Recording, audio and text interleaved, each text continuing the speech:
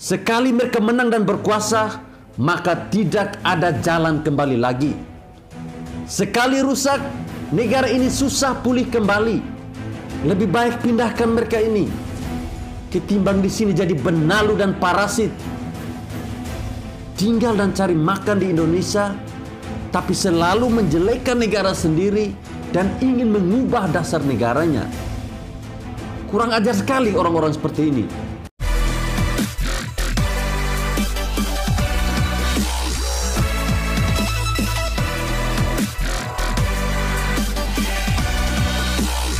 Alhamdulillah kita sudah berkunjung ke kantor Kementerian Koordinator Bidang Politik, Hukum, dan Keamanan. Ingin meminta waktu ya, beraudiensi langsung, bersilaturahmi langsung dengan beliau. Dan mudah-mudahan sih nanti bisa diagendakan agar bisa bertemu dengan beliau. Ya, dan mudah-mudahan ini bisa terrealisasi, karena ini penting sekali. Yang ingin saya sampaikan adalah demikian. Yang pertama, bukan hanya kepada Pak Menteri, kepada segenap elemen anak bangsa, khususnya umat Islam, harus diyakini bahwa khilafah adalah ajaran Islam. Dan karena itu perspektif yang harus diambil dalam melihat persoalan khilafah ini adalah bahwa khilafah itu adalah solusi.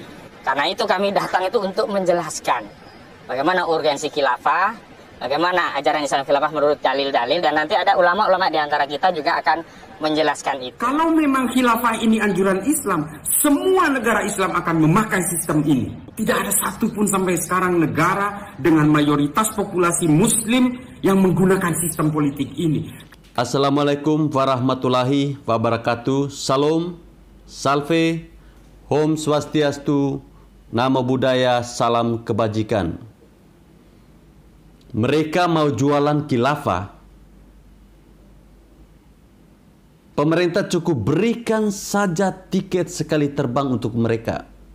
Ada sebuah video di mana sekelompok orang yang tidak saya kenal sama sekali orang ini, di mana dalam video itu mereka mengajak Mahfud MD untuk berbicara soal khilafah. Bahkan katanya bila perlu diadakan simposium nasional. Alamak, hebat sekali mereka ini ya. Sampai sesumbar segila itu. Jadi intinya, khilafah itu menjadi jualan segelintir orang. Ideologi Pancasila pelan-pelan mau mereka ubah. Meski banyak yang mengaku Pancasila harga mati. Tapi ada sebagian yang munafik, bermuka dua, berstandar ganda, atau jadi musang berbulu ayam.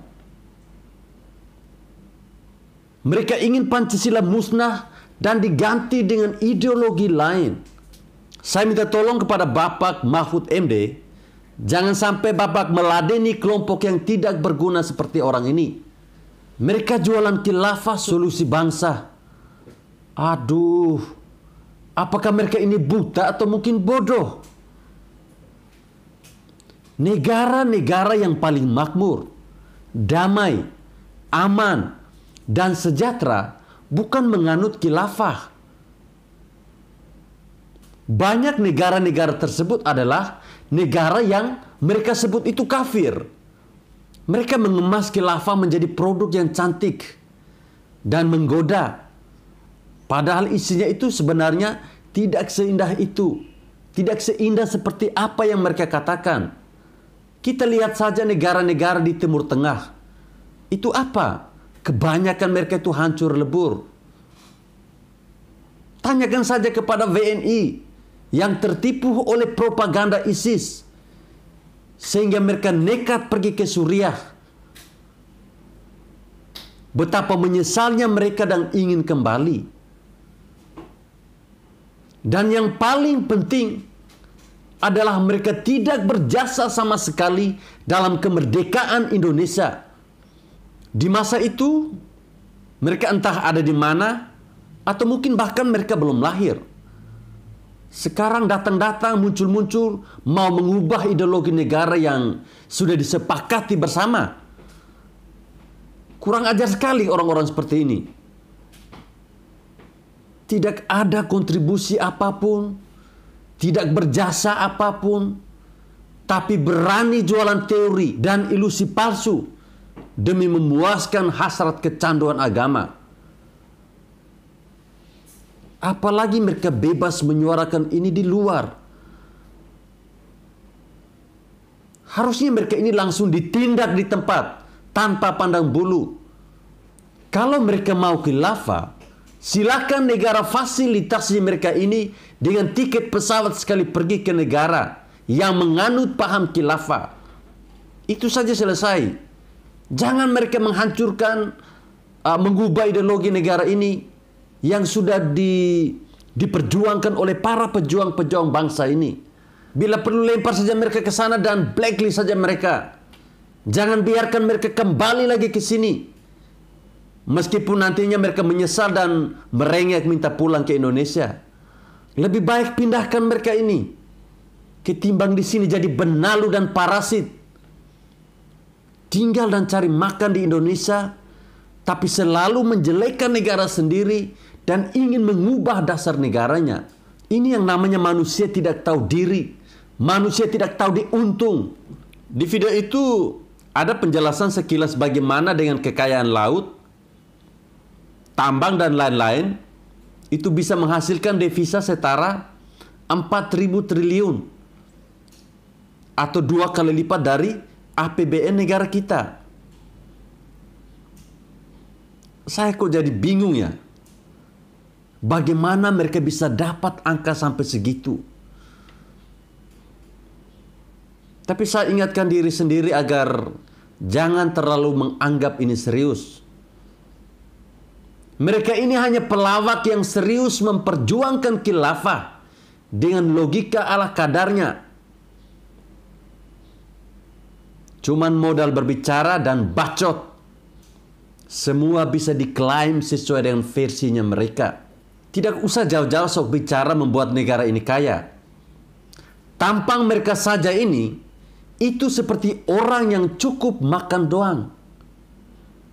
Bikin diri sendiri kaya dan sejahtera dulu, baru bicara soal memajukan negara ini.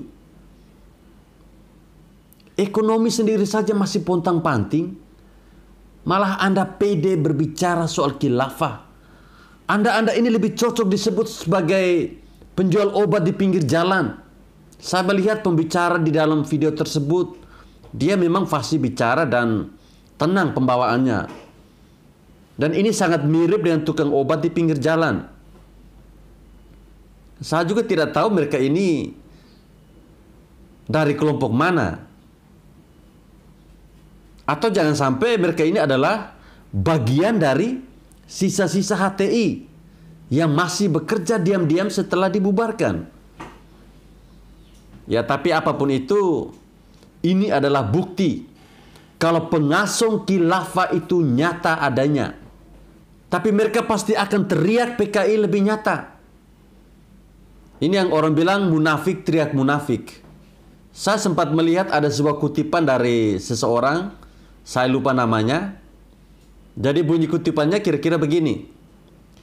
Kalau menggunakan agama untuk dipolitisasi dan meraih kekuasaan, maka mereka bisa jadi akan menggunakan agama untuk membenarkan tindakan buruk yang mereka lakukan. Ibarat meraih kekuasaan saja pakai cara yang tidak benar, maka mereka akan gunakan cara yang tidak benar untuk mempertahankannya.